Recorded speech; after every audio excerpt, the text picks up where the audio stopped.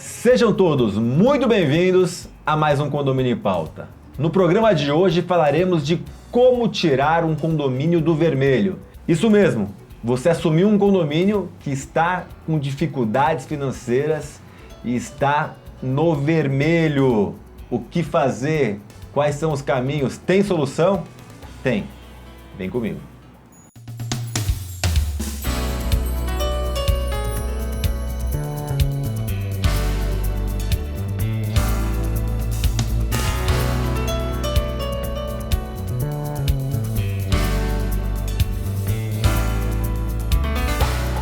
Os nossos convidados de hoje são Bruno Magalhães. Bruno, muito bem-vindo ao programa. Obrigado, Ricardo. Sempre um prazer estar aqui com vocês. O prazer é nosso. E Rodrigo de la Roca, especialista financeiro, CEO do primeiro banco digital para condomínios do mundo. Rodrigo, bem-vindo novamente ao programa. Obrigado, Ricardo. Prazer demais estar aqui contigo, com o Bruno, e construindo esse Lego da finança condominial. Tem solução. Tem solução. Prazer é nosso. Vou começar hoje com o Bruno aqui. Bruno, você já viveu uma experiência dessa? De assumir um condomínio no vermelho? Já vivi isso aí e é o primeiro terror, né, de qualquer síndico, de qualquer morador. É você chegar lá, não tem dinheiro e todo mundo quer tudo, né? Os condôminos querem que as melhorias sejam feitas, as manutenções sejam feitas, mas sem dinheiro. É quase que como um passe de mágica, mas tem solução. Acho que a gente consegue chegar lá. Vamos falar um pouco do que você fez, mas antes vou trazer aqui também o nosso especialista financeiro. Rodrigo, não é raro a gente encontrar condomínios em situações ou no vermelho ou caminhando para o vermelho, né? E aí, como um especialista financeiro, quais são os principais caminhos que você diz para o nosso público aqui que está assistindo? Legal. Equilibrar prato. Muito do que o Bruno falou, quando chega e vê essa situação caótica, né, olha lá, conta sem dinheiro e tem uma gestão, geralmente uma gestão passada, e não sabe muito o que aconteceu, o que causou aquilo, qual foi o sintoma, os condôminos querendo fazer coisas, né, e quer usar isso e não tem dinheiro. Então, o síndico, o primeiro passo é saber qual prato equilibrar. E como a gente falou ali, a puxada foi boa, vermelho. Vermelho é sangue. Como estancar essa sangria? Como conseguir parar de fazer sangrar, esse é o primeiro passo, em termos de finanças, é parar de sangrar. Ao invés de pensar lá, o que eu tenho que fazer, tenho que investir, primeiro para de sangrar para conseguir ter saúde financeira e também mental, né? Porque querendo ou não, a finança acaba tirando o sono do síndico para conseguir dar os próximos passos de redução, de fazer mais com menos, né? Reduzir o que dá para reduzir, manter de forma, né, renegociar contratos e dar uns passos de otimização na finança como um todo. Previsão orçamentária, aí vai em cada rubrica dessa, né? Bruno, o Rodrigo falou 2 pontos aqui que eu acho bem interessantes. A primeira é identificar as sangrias, né, onde está vazando aqui, na analogia, o sangue, né? Identificar quais são os pontos para pôr curativo. Acho que esse é um ponto importante. Queria que você falasse, na sua experiência, de como que você busca essa identificação. E a segunda coisa que eu acho que é essencial é renegociação de contratos, né? E aí não cortar contratos, porque muitas vezes você corta, por exemplo, manutenção. Você corta um contrato maravilhoso, você economizou R$2.000 nos próximos 6 meses. Mas daqui 6 meses, em vez de 2.000, você está gastando 5 porque os equipamentos quebraram, não tiveram manutenção. Então, queria que você abordasse esses 2 temas, por favor. Perfeito. É exatamente o que o Rodrigo falou. Tem que parar a sangria, tem que colocar o curativo. Então você tem que descobrir o que mais está drenando o recurso do condomínio. Geralmente é a falta de entrada de recurso, é a falta de revisão desse orçamento. Então todo ano o síndico anterior, ou por questão pessoal, por morador, ou por outros motivos, as pessoas não confiam em aprovar uma nova previsão orçamentária. E quando eles não aprovam, eles acham que estão atingindo a gestão, no lugar de atingirem a eles mesmos, né? E aí, nesse momento, você Assembleia é quente, né? Essa Assembleia é quente. Muito quente. Então, as pessoas, então não vamos aprovar a previsão orçamentária nova, porque assim a gente prejudica o síndico, né? E não quer saber das consequências. Então, você pega a previsão orçamentária e você vai olhar onde que está sangrando, quais são os maiores gastos. E pode ser que você se depare com essa situação de não serem gastos excessivos, mas sim falta de entrada de recursos. E quando é esse o problema, a gente tem alguns passos que são necessários seguir. Primeiro, levantar quais são os contratos existentes para que mostre e faça propostas com o mercado. e dentro dessas propostas mostrar para o corpo diretivo que às vezes não está fora da realidade, né? E o que necessita? Necessita de uma nova previsão orçamentária. E esse ponto é muito delicado, porque você está entrando no condomínio e você já vai propor um aumento condominial. Todo mundo vai à loucura, né? Como assim? Entrou um síndico novo. Então, a primeira dificuldade que o síndico tem é entrou, precisa aumentar a taxa condominial. Como explicar isso para os moradores? Nossa, o síndico acabou de entrar, já quer aumentar o condomínio. A gente trouxe ele para cá para reduzir despesa. E ele já leva a pedrada, né? Já leva a pedrada.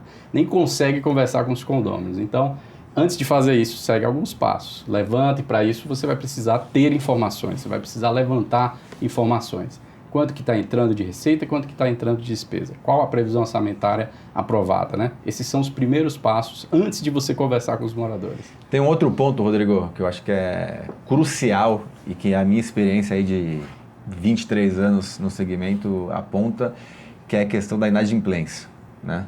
Muitos condomínios que estão no vermelho, ele tem uma inadimplência alta e ele tem uma forma de cobrança muito ruim, né? Exato. Ou até inexistente muitas vezes. Ou até inexistente. Queria que você falasse um pouco da importância dessa proximidade, dessa cobrança, dessa rigidez no procedimento.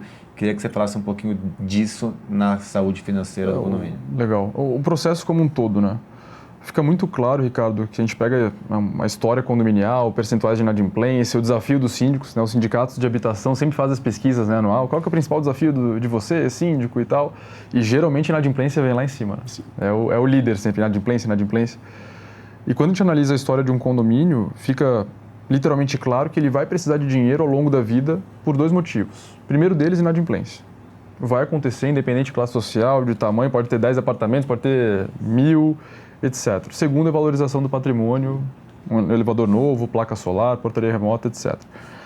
Na inadimplência, o que a gente vê? Um percentual médio de mercado de 15%. Se o pessoal está deixando de pagar, o síndico vai ter que precificar. Então, por exemplo, eu fiz uma previsão para arrecadar 100 mil por mês e estou arrecadando todo mês durante anos só 85 mil, vou ter que ser reajustado. Alguém vai ter que pagar por isso. No final, os bons pagam pelos maus. Então, é a pior maneira de se precificar. Né? Então, porque não está fazendo nada, a sangria continua, o pessoal vai pagar a taxa mais alta, vai ter aquela assembleia quente e por aí vai. Então, estancar a sangria, na visão, é garantir o recebimento. Então, além de ter um processo de cobrança que é uma esteira, né? Tem que trazer previsibilidade. Na minha visão, o síndico não tem que ficar lá cobrando. Primeiro que não é uma atitude política, né? Definir a régua, né? Definir a régua. Não é o que o Rodrigo, o que o Ricardo, o que o Bruno acha. Tem lá a régua daquele condomínio, enfim. Então, e não é o síndico que tem que ficar dando start naquela régua. Até porque não é legal, né, cobrar nenhum vizinho, muito menos um síndico profissional ter que cobrar uma pessoa que elegeu ele, muitas vezes está lá passando dificuldade. Então, profissionaliza isso. Tira do emocional, leva para o racional com régua e executa essa regra. E a régua, no meu entendimento, tem que começar nos 30 dias, né? Muitas vezes é estendível para 60, 90 e dificulta bastante. Pode ter, quando a gente fala de régua, de rigidez, às vezes parece algo que alguém vai chegar, bater na porta e falar, olha, paga, senão vai dar problema. Mas lembrete, antes do vencimento, durante, depois. Então lembretes, tech, WhatsApp, né, aplicativos de mensagem, etc. A régua hoje com tech, com produto para cobrança é muito fácil. E quando profissionaliza isso, o próprio condômino também dá mais importância. Que às vezes é o síndico, até o síndico morador, o vizinho, o Ricardo é meu vizinho, tá, eu vou enrolar ele durante 1 mês, 2 meses, ele vai me entender. Isso é emocional. Então a cobrança não pode ser emocional, tem que ser racional. Muitas vezes a cobrança é feita pela administradora, que não tem um sistema de cobrança. Não tem uma régua com tech ou não envolvida. cumpre, e aí depois... Ou o escritório de direito também não é tão... que deveria fazer a cobrança, também não tem um sistema otimizado. E a gente pega, eu tenho na minha experiência, muitas vezes condomínio que você pega com 15% de inadimplência, em 3 meses você reduz para 3, 4. Então, na verdade, era muito do... Processo. Não é o dinheiro que estava faltando. Não eram as pessoas que estavam sem dinheiro. Faltava processo, faltava tecnologia, faltava produto para isso. E aí, porrada no síndico de novo, né? E é mais barato não pagar o condomínio do que o cartão de crédito. Então, se a pessoa pode optar, porque não há um sistema de cobrança, não há um sistema de lembrete, de aviso, ele vai pagar o cartão de crédito. E vira uma reincidência, né? Porque ele pensa, poxa, eu deixei de pagar, o síndico me cobrou depois de 6 meses, se eu deixar de pagar de novo, só vou pagar ano que vem. Sim. Então, vai virando uma reincidência que é uma zona de conforto bem perigosa para o síndico. E é aí que é importante a gente colocar, na minha visão, depois de 30 dias, um escritório de cobrança que coloca ali pelo menos 10%, eu acho que é interessante, de honorários. E aí, então, a multa, teoricamente, sai de 2 para 12, né? Exato. Não que a multa vira 12, mas se você juntar a multa com os honorários, vai para 12%. E tenta educar o condômino, né? Aí muda de figura, porque Exato. uma coisa é eu ter que pagar 2, outra coisa é pagar 12. E aí já não compensa mais tanto pagar o cartão de crédito, né? Exato. Quando você tem os Exato. honorários a partir dos 30 dias, que, concordo com o Ricardo, acho que é a régua ideal. Claro que cada condomínio tem sua situação, mas a média, eu acho que o alvo seria esse. A partir de 30 dias, com 30 dias se consegue até puxar pelo sistema. Então o próprio Exato. morador vai lá, recebe o lembrete, Sim. consegue fazer Atualizar sozinho, né? Isso, sem faz falar o com ninguém. download da Legal. segunda via, paga automaticamente sem precisar do escritório. Agora, passou de 30 dias, terceiriza o problema. Não tem como o síndico fazer cobrança, não tem como apelar para o emocional. Se ele mora no condomínio, ele vai falar com o vizinho que conhece desde tanto e perde até a amizade, perde aquele sabor de convivência que você Sim, tem dentro exato. do condomínio. Então terceiriza. Olha, desculpa, 30 dias não é com a gente E eu não não tem mais posso, acesso. eu não E ele tenho não o tem direito de mudar. E ele nem tem mesmo, porque isso fica definido, já está Sim. geralmente nas convenções, então já está definido, você faz uma assembleia se for o Exato, caso, se não exato. tiver, mas não é uma decisão do síndico, né? Você não tem direito, As está pessoas- fora da sua autonomia. Exato, as pessoas pensam que é o síndico Perfeito. que tem por conta do Código Civil, que fala que é obrigação de cobrança, né? Mas também está na convenção que é obrigação do morador pagar. Então, Sim. não tem que ficar batendo em porta de ninguém, mandando e-mail, ligando. Isso tem que ser feito por uma empresa especializada, isso tem que ser feito por um sistema especializado, sem interferência do síndico. Profissionaliza, né? Profissionalizar. Assim como profissionaliza a segurança, a limpeza, está profissionalizando a inadimplência, Exato. ou melhor, o recebimento. Então, quando leva para esse outro nível, muda, né? Muda até o entendimento do síndico. Eu sou advogado e muito desde a faculdade, eu acho que acontece um pouco até não por mal, mas advogado, médico, profissões assim mais autônomo, encara muito o negócio como se fosse um escritório, de uma maneira mais emocional, mais artesanal. E quando a gente olha o condomínio, ele não é um escritório. Sim. A gente tem que olhar com essa visão de negócio, né? Que eu não posso ter esses vínculos emocionais, que isso me atrapalha como síndico, drena o tempo, perde o foco para resolver a inadimplência. Então, profissionalizar, encarar como um negócio, como a saúde, que o condomínio lá é um cliente, eu tenho que ajudar esse cliente a pagar aquele boleto e prover condições para isso. Aliás, É muito- vale lembrar que você vai dar uma aula no curso da Gabor. Aliás, o curso de síndico profissional da Gabor RH já era bom, já era considerado o melhor do Brasil, agora está melhor ainda. E aí vamos ter algumas aulas extras e você vai dar uma aula sobre finanças aí com bastante dicas para o Uma síndico. nova era de finança, não só condominial, no mundo inteiro, desde Pix, Open Finance. E uma dica para estudar, o Web3, a descentralização. Há muitos anos, muito tempo atrás, a gente fala muito em centralizar, né? Centralizar é mais fácil. E agora essa nova era de internet, que está impactando diretamente nas finanças, vai mudar muito o contexto e principalmente de condomínio. Então, e numa velocidade e numa intensidade muito mais do que a gente estava vendo antes.